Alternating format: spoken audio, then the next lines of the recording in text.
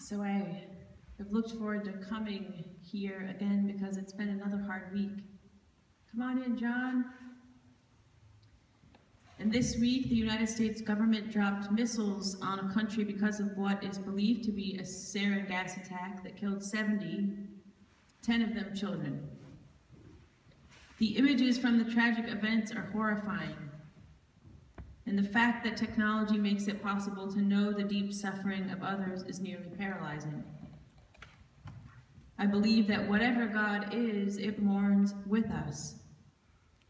I'm guessing I'm not the only one who felt a mix of sadness, despair, anger, and more.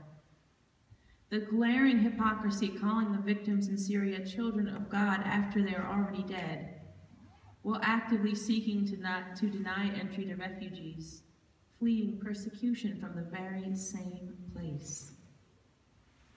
We are told that the missiles were launched because a line was crossed, and it's clear that war has become too easy, in part because we have spent generations investing our energy, money, and talent in how we fight and the sophistication of the weapons we use.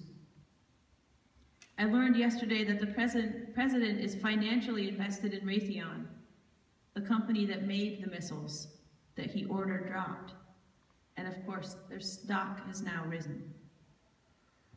War has become too easy, and those who make the final decisions aren't likely to have a child on the front line.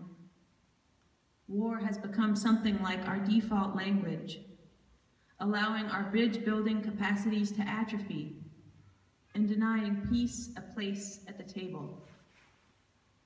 And there's a disconnect from the pain of war, from the loss and trauma borne by those who serve, and the willingness of political leaders to flout military might with press conferences and ceremonies, lavish expressions of nationalism that hide the truth of war, the cost and the wounds.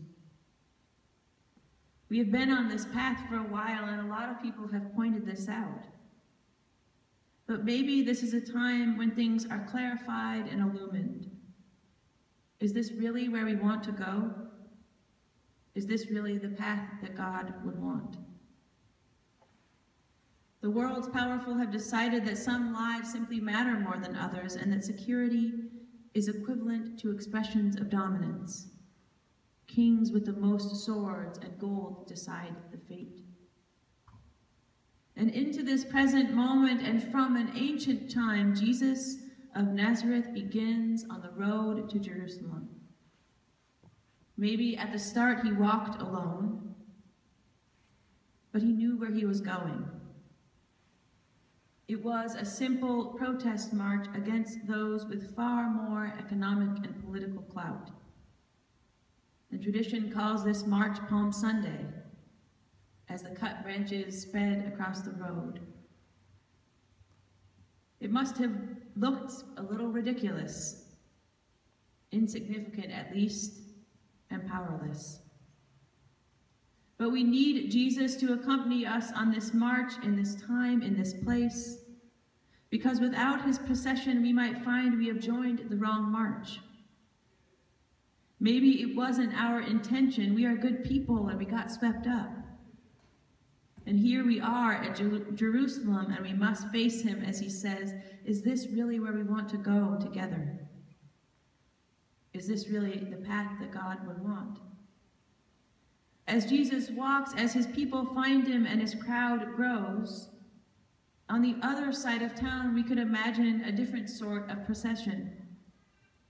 In the book The Last Week, Marcus Borg and John Dominic Crossan reconstruct the story by contrasting the image of Jesus' procession and pronouncement of the power of God with Pilate's pronouncement of the power of empire.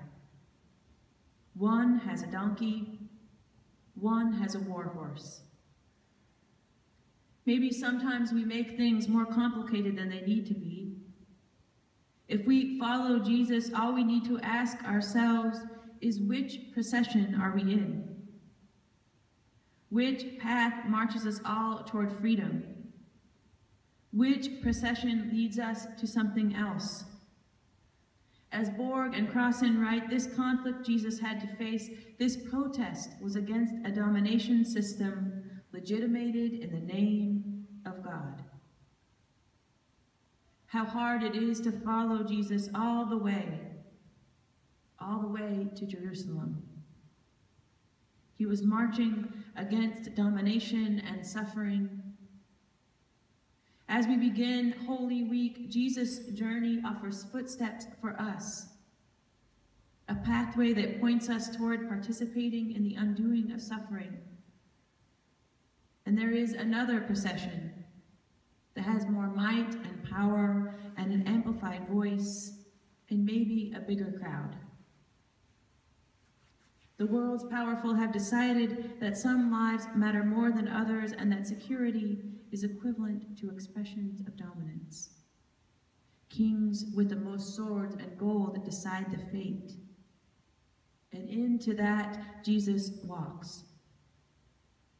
We have allowed a world that has chosen the procession with the war horse.